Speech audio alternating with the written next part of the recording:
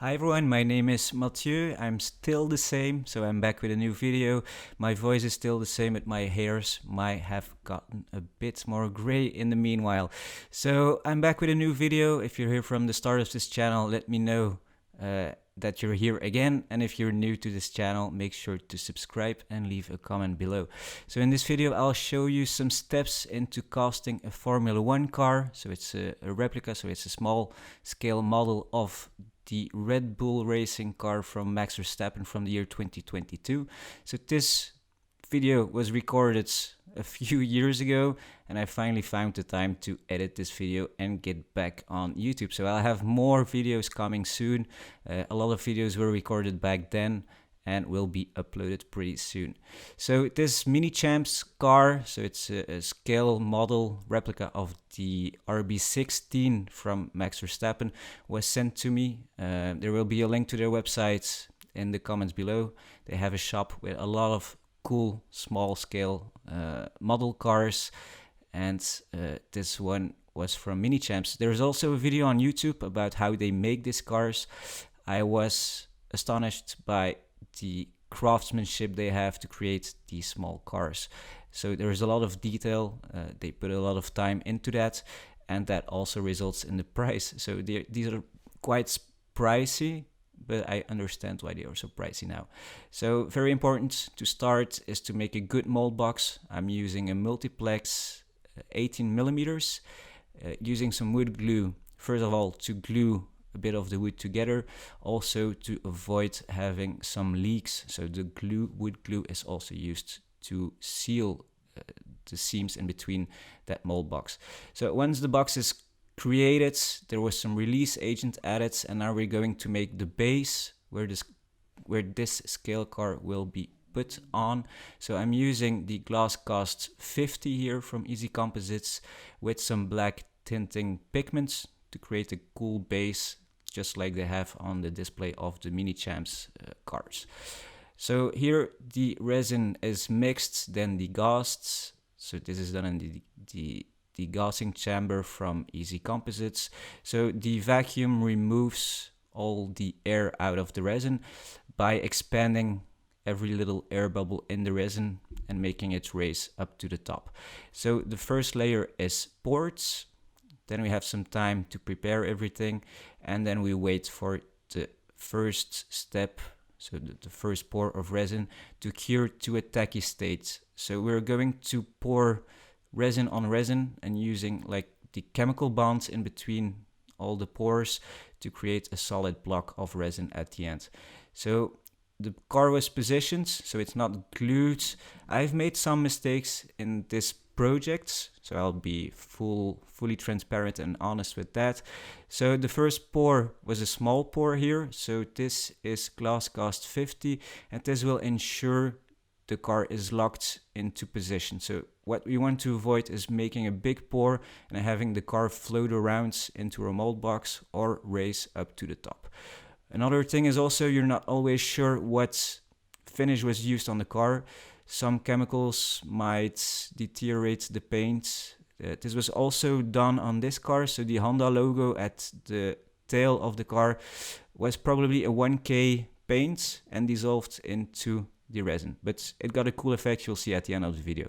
So we're using the Glasscast Max, so it's a big pour resin, also used for river tables, and everything is poured from one side here.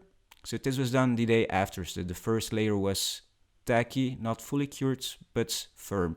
So here I'm pouring everything. You can also see it's under an angle, so I want to avoid having some air bubbles being trapped under the car or into some voids. So the cockpit, for example, is something to take count of because there are some cavities in there.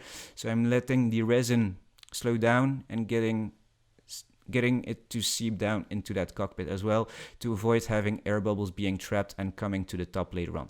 So here was a little mistake that I've made, so I should have mixed more resin and go all to the top.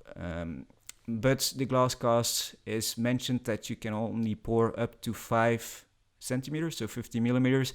So I was just following all the rules on how to mix everything, and that might have been a mistake because you can pour way more, but you have to take count of the exothermal reaction of the resins and make sure you're not casting too much in one go. But if you're cooling the part after, might be in a fridge or a freezer, you can slow down the curing and the exothermal reaction.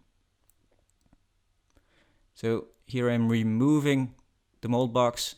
I've waited about 3 days to let everything fully cure, and then everything is removed. So I'm using some wedges, and as you can see, a good release agent was used to remove the side panels of our casting. So everything looked great while pouring the resin in, but here you can see there's a seam, so it's in between the two layers, so the Glasscast 50 and the Glasscast Max, so the deep pour resin, it's mostly caused by having another refraction of light or having some small residue on the top. So a better thing would have been to pour everything in one go here. So now about the finish. So we got our casting out of the molds, looks great, but we want to go to a high gloss or looking like a glass finish on this part. So if you have some little bubbles or mistakes, it's not a big problem. You can fix it by filling these voids with some extra resin. Then I'm using a pencil here, so it's just to know where I've sanded and where not. And I'm using a 150 grit first, followed by a 220 here, I think, and we're going up all the way till 1000. So I'm sanding and make sure to remove any debris in between, because you don't want to have those little pigtails in your sanding, mostly caused by having some residue in between the surface of your sanding pad and the block of resin you're using. So the aim is not to remove too much of the resin, it's just to flatten everything out, because the refraction of the lights will have an impact on the gloss you have by smoothing everything out. So I'm using all the steps and we're getting closer and closer, so it's a cool process to see how you're getting from a dull finish up to a more glossy state of this resin block. And this is the last layer we're going to sand, so I'm using a 1000 grit here on a soft pad just to prepare everything before adding a clear coat on top of this part.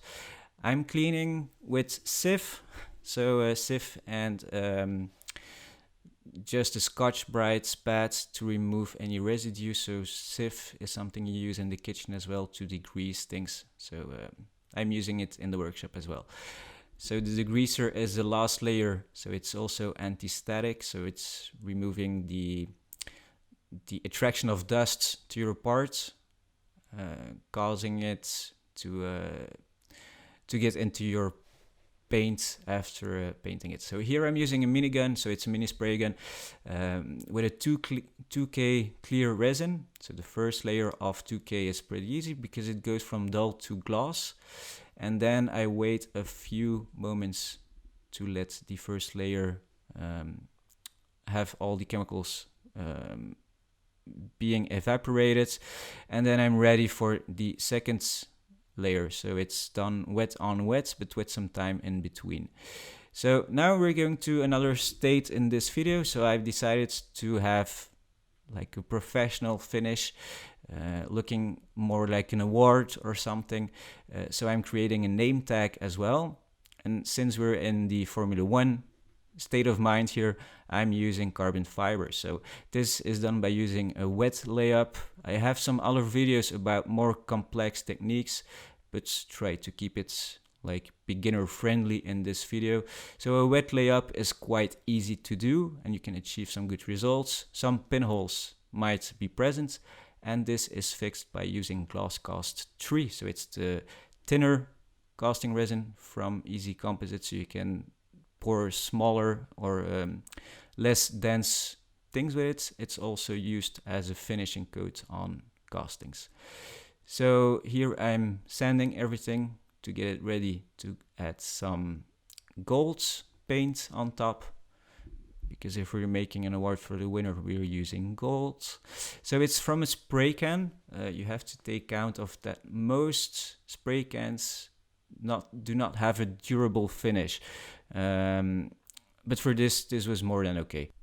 To finish our gold plate, we're going to use the X tool, so it's a laser engraver.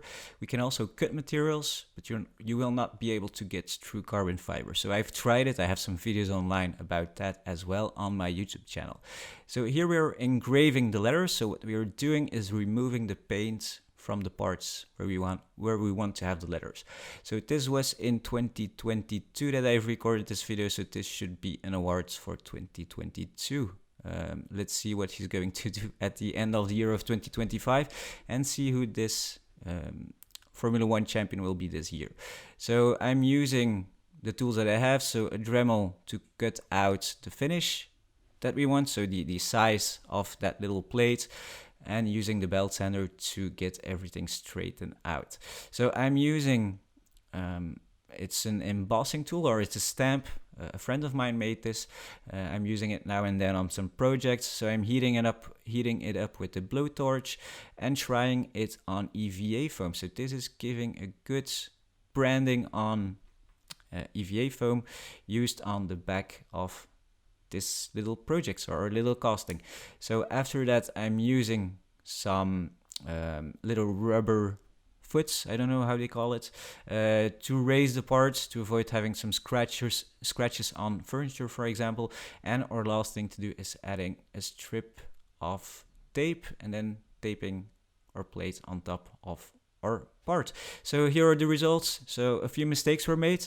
There is a visible line in between the layers. Here you can see the Honda sign giving some being used by the resin, so there's a dispersion there. Some things I might have done different. I might do it again. If you want, let me know in the comments, and I can do a new project with the winner of the 2025 championship. So hope you liked this video, and see you guys in the next one. Thanks for watching.